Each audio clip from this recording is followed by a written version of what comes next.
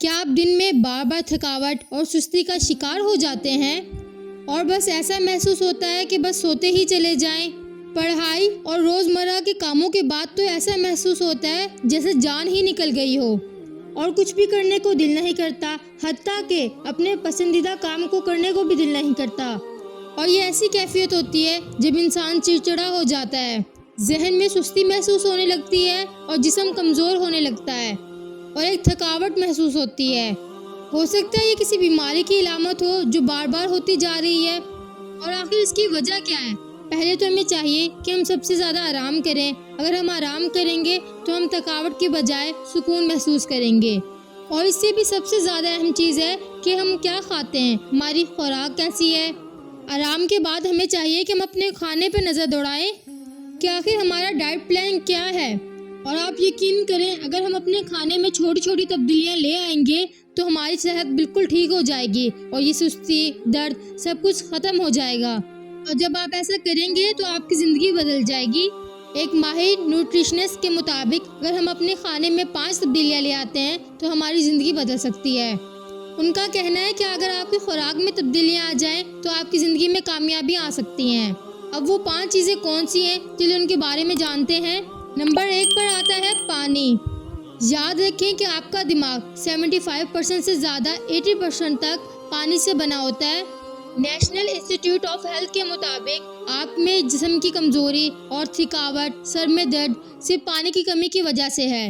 مسئلہ یہ ہے کہ جب بھی ہمیں پیاس لگتی ہے تو ہم پانی پینے کے بجائے ایسی چیزوں کے پیچھے بھاگتے ہیں جو ہماری پیاس مٹا دے، جیسے سافٹ ڈرنکس پینا، جوس پی لینا یا چائے وغیرہ پی لینا۔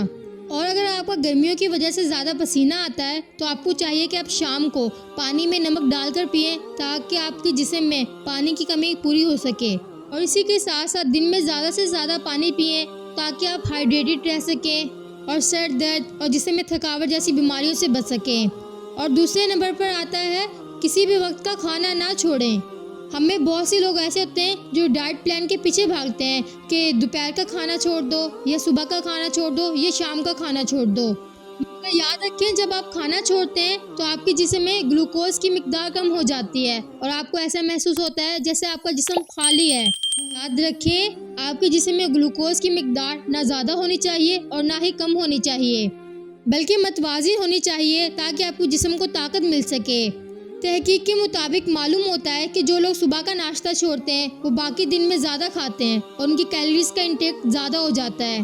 مگر آپ کو چاہیے کہ آپ صبح اٹھیں، پانی پئیں تاکہ آپ کے جسم کو ہائیڈریشن ملے اور اسی کے بعد کھانا کھائیں تاکہ آپ کے جسم کو توانائی ملے۔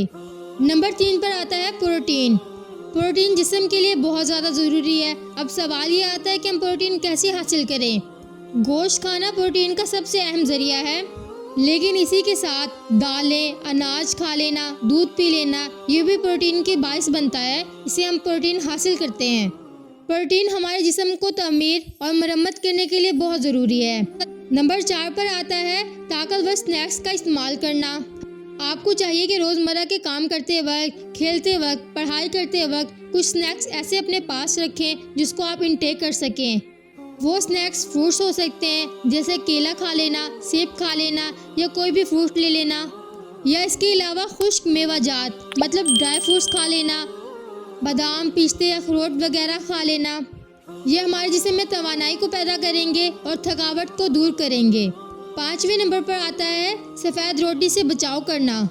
ہم سفید روٹی جتنی زیادہ کھائیں گے اتنے زیادہ ہمیں نقصانات ہوں گے، کیونکہ اس کے اندر ریفائنڈ مطلب چھنے ہوئے آٹے کا استعمال زیادہ ہوتا ہے جو ہماری صحت کے لیے بہت زیادہ خطرناک ہوتا ہے۔ ہمیں چاہیے کہ ہم ہول گرین مطلب خالص آٹا اپنی صحت کے لیے استعمال کریں جو ہمیں طاقت بھی دے۔ یہ ماہرین کے مطابق وہ 5 چھوٹی چھوٹی تبدیلیاں ہیں، اگر ہم اپنے کھانے میں لے آئیں تو ہم طاقتور ہو سکتے ہیں، ہمارے جسم سے تمام بیماریاں دور ہو سکتی ہیں اور ہم صحت مند ہو سکتے ہیں۔ اب یہ ہم پر ڈیپینڈ کرتا ہے کہ ہم اپنے کھانے میں تبدیلیاں لاتے ہیں کہ نہیں۔ اگر ہم یہ تبدیلیاں لے آئیں تو ہم صحت مند ہو